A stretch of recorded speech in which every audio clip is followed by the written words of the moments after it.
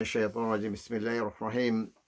প্রথমেই আমাদের বাস্তবতা একটু আঘাত করি যে আজকে যদি আমার ঘরে এখনই গিয়ে আমার বাচ্চাকে জিজ্ঞেস করি যে ইংরেজিতে 12টা মাসের নাম বলো, জানুয়ারি, ফেব্রুয়ারি, মার্চ, এপ্রিল, মে, জুন থেকে শুরু করে ডিসেম্বর পর্যন্ত বিনা দ্বিধায় অকপটে একেবারে বলে ফেলবে।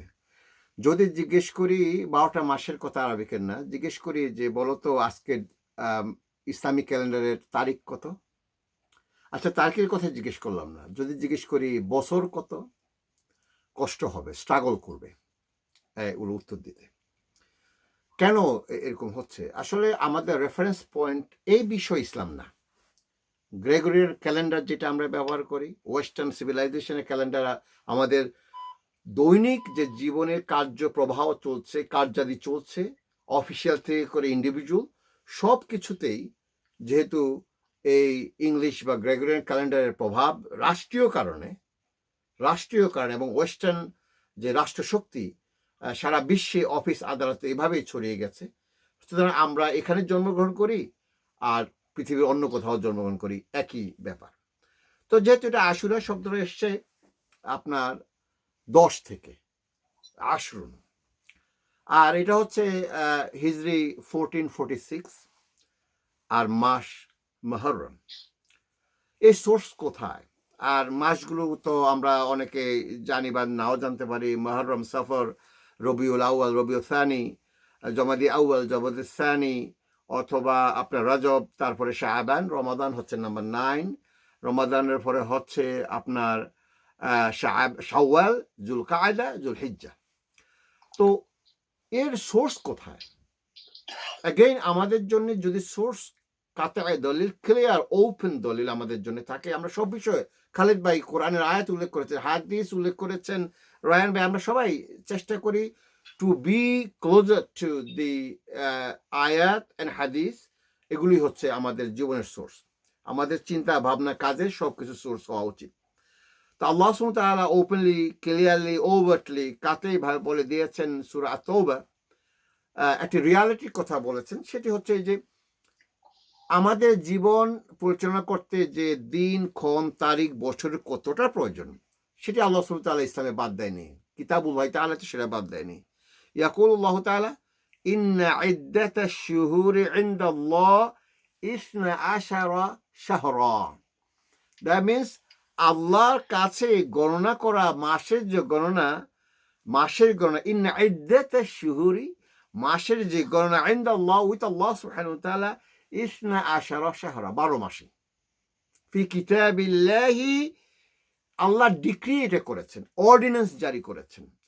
ইয়াউমা খালাকাস সামাওয়াতি ওয়াল আরদ, since the creation of the আসসামা ওয়াল আরদ, the sky, heaven and the earth, মিনহা আরবাআতুন হুরুম, ওখান থেকেই যে আরবাআতুন, 4টি সেক্রেড মাস, পবিত্র মাস, সেই 4টি মাস ভিন্ন আছে। যেই মাসে রক্ত ঝরানো যাবে না, যেই মাসে পাপ করা যাবে না, যেই মাসে কাটাকাটি করা যাবে না, যেই মাসে যে মাসটিকে কোরআন পবিত্রতরে হিসাবে উল্লেখ করেছেন, তার মধ্যে রজব হচ্ছে মানে মানে কনজিকিউটিভলি এই 3 মাসের বাহিরে। আর মুহররম পড়েছে, এর আগে পড়েছে আপনার যুলহিজ্জা, তার আগে পড়েছে যুলকায়দা। এই 3টি, আর রজব, এই 4টি হচ্ছে আরবাতুল হুরুম। আচ্ছা, সেটিও বিষয় নয়। বিষয় হচ্ছে তাহলে আমাদের এই যে বছরটা কিভাবে আসলো, আমাদের ইসলামী বছরটা কিভাবে আসলো। দেখুন, প্র্যাকটিক্যাল ডিফিকাল্টিতে পড়েই ইসলাম একটা সমাধান দিয়েছে। অন 17th of হিজরা, তখন হিজরা মাইগ্রেশনের বছর গণনাই হয় নাই, সাইয়্যিদনা উমর ইবনে খাত্তাব রাদিয়াল্লাহু তাআলা আনহু ওয়াজ দ্য খলিফা, আমিরুল মুমিনিন। সেখানে এক বাদী এসে বলল, ইয়া আমিরুল মুমিনিন, এই ভদ্রলোক আমার কাছ থেকে লোন নিয়েছে, টাকা ধার নিয়েছে, শাবান মাসে দিবে বলেছে, শাবান পার হয়ে এখন রমাদান চলে আসলো, এখনো আমার লোন তো ফেরত দিল না। আর বিবাদী এমন চালাক, সে বলে, আমি তো বলেছি শাবান, কিন্তু এই শাবানের কথা তো বলে নেই, এটা পরবর্তী শাবানের কথা বলেছি। আচ্ছা, এই গেল একটা সমস্যা। ওয়ান অফ দ্য গভর্নর্স, মুসা আল আশারি রাদিয়াল্লাহু তাআলা আনহু, উনি গভর্নর ছিলেন। উনি বললেন, ইয়া আমিরুল মুমিনিন, আপনি যখন আমাকে কোনো কমান্ড করেন কোনো প্রজেক্টের, কোনো কাজের, তখন আপনি যখন কোনো মাসের কথা উল্লেখ করেন, আমি সেখানে একটু কনফিউজড হই। এটি কি এই বছরের এই মাস, না আগামী কোনো বছরের এই মাস? দেখুন, দুটা সমস্যায় পড়ে গেলেন আমিরুল মুমিনিন। সাথে সাথে উনি শুরা কাউন্সিল ডাকালেন, ডাকিয়ে বললেন, এই সমস্যা, আমরা তো এখন সমস্যায় পড়ে গেছি, এটি তো মাত্র শুরু, এরপরে আর কত সমস্যা হতে পারে। হ্যাঁ, দেখুন, রাষ্ট্রীয় অফিস আদালত এর বিষয় আছে, বিষয়টি খোলাসা হয়ে গেল।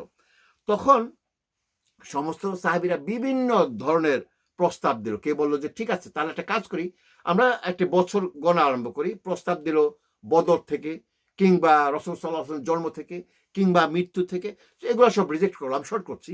এগুলো রিজেক্ট করার পরে সাইয়েদনা আলী ইবনে আবু তালিব রাদিয়াল্লাহু তাআলা আনহু উনি প্রস্তাব দিলেন যে না, রাসূল সাল্লাল্লাহু আলাইহি ওয়াসাল্লাম যেদিন হিজরা করেছেন, পারসিকিউশন থেকে পাওয়ারে চলে এসেছি, অনারে চলে এসেছি, রাষ্ট্রে চলে আসছি, সারা বিশ্বে ইসলাম পৌঁছে যাবে, সেই দিন পৌঁছে গেছেও, সেই দিনটিকেই বছরের প্রথম করা হোক।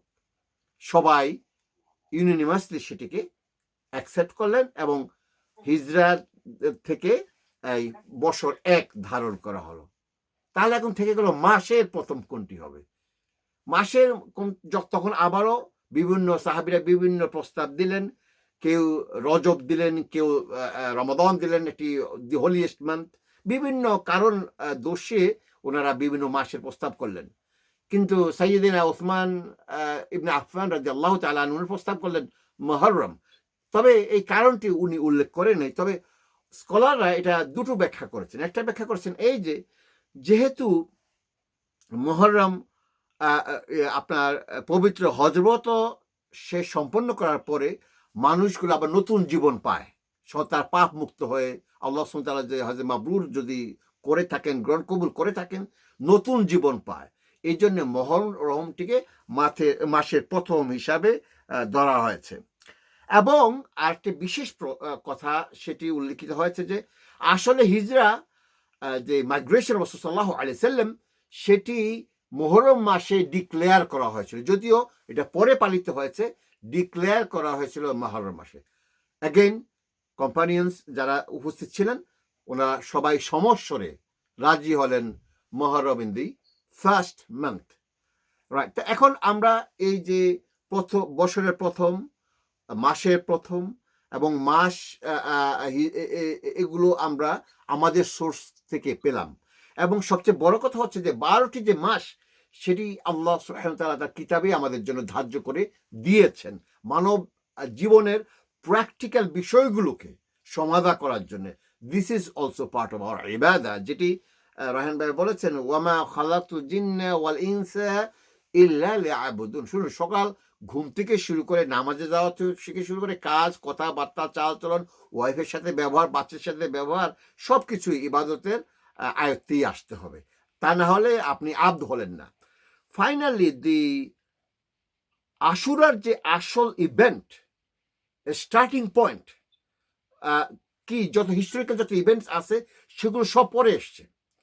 সাইয়েদনা হাসান রাদিয়াল্লাহু তাআলা আনহু যে শহীদের যে কারবালা প্রান্তরে শহীদ, সেগুলো পরে সংযোজিত হয়েছে।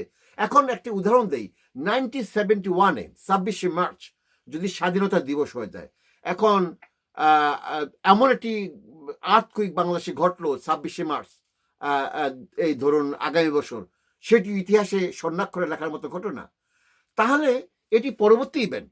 আসল মূল ঘটনা বাংলাদেশের অভ্যুত্থান ঘটেছে 1971 বা স্বাধীনতা দিবস 26th of March। Similarly actual ঘটনা যে শরিয়া কমান্ড, যে আশুরার আর শরিয়ার যে ঘটনা, যেটা বলবো ইনসেপশন, বিগিনিং, সেটি হলো যখন রাসূলুল্লাহ সাল্লাল্লাহু আলাইহি ওয়াসাল্লাম হিজরা করলেন। এবং সেটি ইবনে আব্বাস রাদিয়াল্লাহু তাআলা আনহুর হাদিস থেকে উল্লেখিত, কাদিমা নবী সাল্লাল্লাহু আলাইহি ওয়াসাল্লাম আল মদিনা। কাদিমা প্রবেশ করলেন, স্টেপড ইন, তার পুনঃ পা রাখলেন।